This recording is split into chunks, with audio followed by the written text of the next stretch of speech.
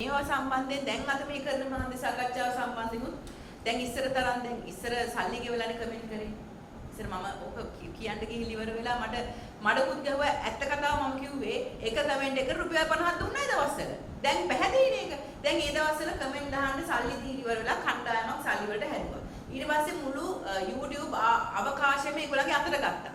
ඊළඟට එතනින් එහාට ඔවුන්ට විරුද්ධව කවුරු කෙනෙක් කමෙන්ට් කරනකොට ඒ කමෙන්ට් එක එවලෙම විනාශ කරන මිනිස්සුව YouTube අවකාශය ඇතුලේ Facebook අවකාශය ඇතුලේ මේ මිනිස්සුව සම්පූර්ණයෙන් ඉවර කරනවා. කවුරුත් ලෑස්ති නෑනේ අසභ්‍ය වචන අහන්න 100ක් විතර එකවලා එක කමෙන්ට් එකකට දොස් කියනකොට එතනින් එහාට අර මිනිස්සු මුකුත් දාන්නේ නෑනේ.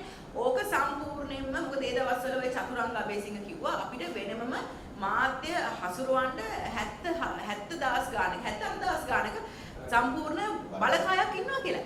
ඒ බලකායට පඩි දීලා තමයි වැඩේ කරේ. ඊට පස්සේ ඒ බලකාය විසින්ගේ හදපු අවකාශය ඇතුලේ සාමාන්‍ය ජනතාවත් අපි මාලිමාවට කියන මානසිකත්වය හැදුවා. දැන් ප්‍රශ්නේ තියෙන්නේ දැන් අර සල්ලි දීලා කරපු ඒ වැඩේ දැන් කොහොමද ඉතින් මේ කට්ටිය ඔක්කොම ජනාධිපති මාධ්‍යංශයට අයිති කට්ටියනේ මේ ඔක්කොම. ඒතොර මේගොල්ලන්ට දැන් මේ මිනිස්සුන්ගේ තියෙන බලපෑම දැන් වැඩි. දැන් අර ඉස්සර වගේ දැන් සාමාන්‍ය ජනතාව ආයම අපි මාලිමාවට කියන්නේ අර කොහොමත් අර සල්ලි දීලා මේ කමෙන්ට් දාපු කට්ටියකින් අඩුම ගන්න භාගයක් හරි දැන් අයින් වෙලා ඇතිනේ. හැබැයි හරි පොඩ්ඩ ප්‍රමාණයක් දැන් මේගොල්ලන්ට ඉන්නේ. දැන් ඔබ බැලුවොත් මේ අද මේ කතා කරන දවසෙත් එකේ ඔකේ යට කමෙන්ට් දාන කට්ටිය ඒ සෙට් එකම තමයි තවත් channel එකක මේක යනවා නම් එහෙම ඒ සෙට් එකම තමයි දාන්නේ. ඒගොල්ලන්ගේ වැඩේ තාම කරගෙන යනවා. හැබැයි ඉස්සර තරම් ඒක උස්සන්න බෑ.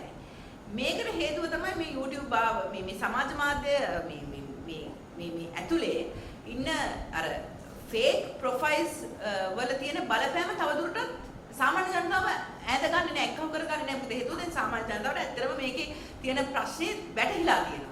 දැන් මේ ලොකු ප්‍රශ්නයක් මේ රට ඇතුලේ තියෙනවා. මෙච්චර කාලයක් මේ පචෝරිස්ලා ටික බොරු කියලා තමයි අපිව ඇඳුවේ කියන එක. විශේෂයෙන් දැන් හොඳම උදාහරණේ අනුර කුමාර දිසානායක මහත්මයා ඒ දවස්වල මේ වේදිකාවේ කියපු කතා සහ එදා සහ අද කියලා මිනිස්සු ඒවා දානකොට පැහැදිලිව පේනවා මෙයා කොච්චර බොරු කියලා දෙනවා. හොඳම උදාහරණේ අර්ජුන මහේන්ද්‍රම කණෙන් අල්ලන් එන්නම් කියලා කිව්වේ.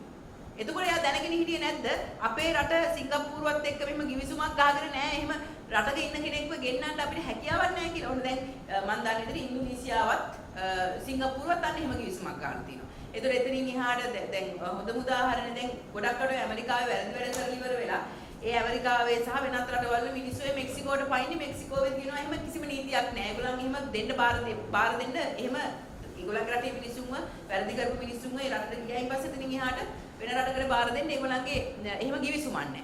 ඒ වගේම තමයි සිංගප්පූරුවත් එක්කත් අපිට එහෙම ගිවිසුමක් නැහැ. දැන් එයා ජනාධිපතිවරණයේ ඉල්ලන නියම මේ අපේක්ෂකෙක් විදිහට මේ පිළිබඳව නොදුනොත්ද මෙයා කතා කරේ? මෙයා නොදුනොත් එක්ක කතා කරලා තියෙන එක්ක දැනගෙන බොරු කියලා තියෙනවා. ඒ කියන්නේ අර්ජුන මහේන්ද්‍රන් කියන මේ රටේ මිනිස්සෙක් නෙවෙයි. එයා සිංගප්පූරුවේ මේ රටේ ඉපදුනාට සිංගප්පූරුවේ පුරවැසියෙක්. සිංගප්පූරුව ලෑස්ති නෑ. මේ මිනිස්සයා කොහොම කෙනෙක් වුණත් මේ මිනිස්සු ලංකාවට එවන්න. දැන් සිංගප්පූරුව තදින්ම කියලා දින නෑ අපි එවන්නේ නෑ කියලා. ඒතකොට ඔහු විසින් අපේ රට අහිමි කර මුදල කෝටි 100ක් නේ කෝටි 1000ක් නේ කෝටි 1000ක් මුදලක් බැඳුම් කරත් එක්ක බැඳුම් කර මේ මගඩියේ ඔහු විසින් අපිට අහිමි කරපු මුදල. එතකොට ඒක දැන් ජනතාවට හම්බ වෙන්නේ නැහැ. ඒ විතරක් නෙවෙයි අනුර කුමාර දිසානායකතුමා කිව්වා රනිල් වික්‍රමසිංහවත් හිරේ යවනවා කියලා. රනිල් වික්‍රමසිංහවත් හිරේ යවනවා කියලා කිව්වා. මේ කතා ඔක්කොම බලය ලබා ගැනීම සඳහා කියපු බොරු කතා කියන එක දැන් පැහැදිලිව පේනවා.